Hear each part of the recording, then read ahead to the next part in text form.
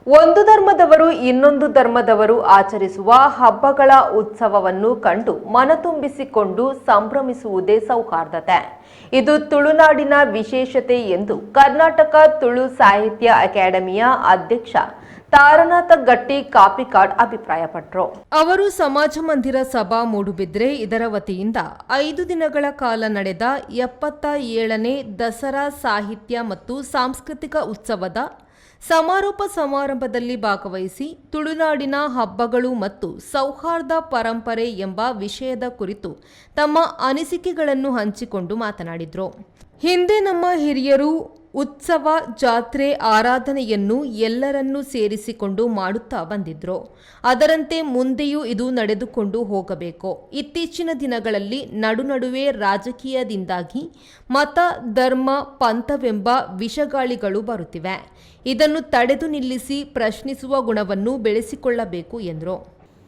ಅಭಯಚಂದ್ರ ಜೈನರು ಜೈನ ಧರ್ಮವನ್ನು ಅನ್ನ ಇಲ್ಲಡು ಆ ರೀತಿ ಅನುಷ್ಠಾನವನ್ನು ಅವರಿಗೆ ಮುಖ್ಯ. ಅವರಿಗೆ ಇದಕ್ಕೆ ಗಣಪಯ್ಯ ಭಟ್ರು ಅನ್ನ ಇಲ್ಲಡು ಗಣಪತಿ ಆ ರೀತಿ ಆರಾಧನೆ ಮುಖ್ಯ.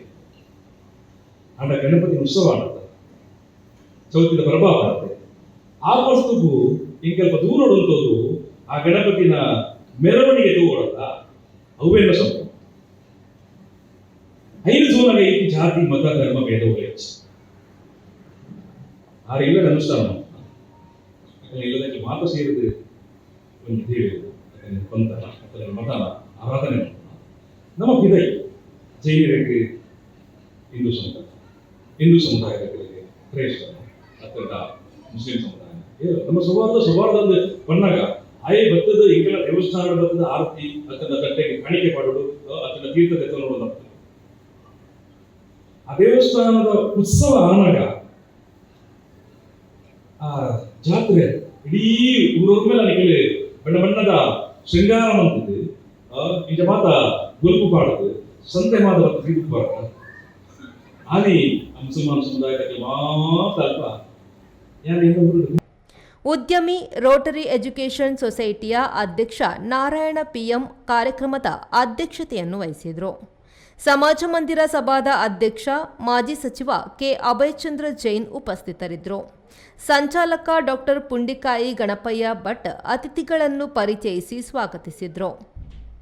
ಎಂ ಗಣೇಶ್ ಕಾಮತ್ ಕಾರ್ಯಕ್ರಮ ನಿರೂಪಿಸಿ ವಂದಿಸಿದರು. ಸಭಾ ಕಾರ್ಯಕ್ರಮದ ನಂತರ ಎಂ ರೂಪೇಶ್ ಕುಮಾರ್ ನಿರ್ದೇಶನದಲ್ಲಿ top entertainers dance academy Moodbidri ಇವರಿಂದ ನೃತ್ಯ ವೈವಿಧ್ಯ ಪ್ರಸ್ತುತಗೊಂಡಿತು. ಚೇತನ್ ಪಿಳುಕುಳ ಕಾರ್ಯಕ್ರಮ ನಿರೂಪಿಸಿದರು.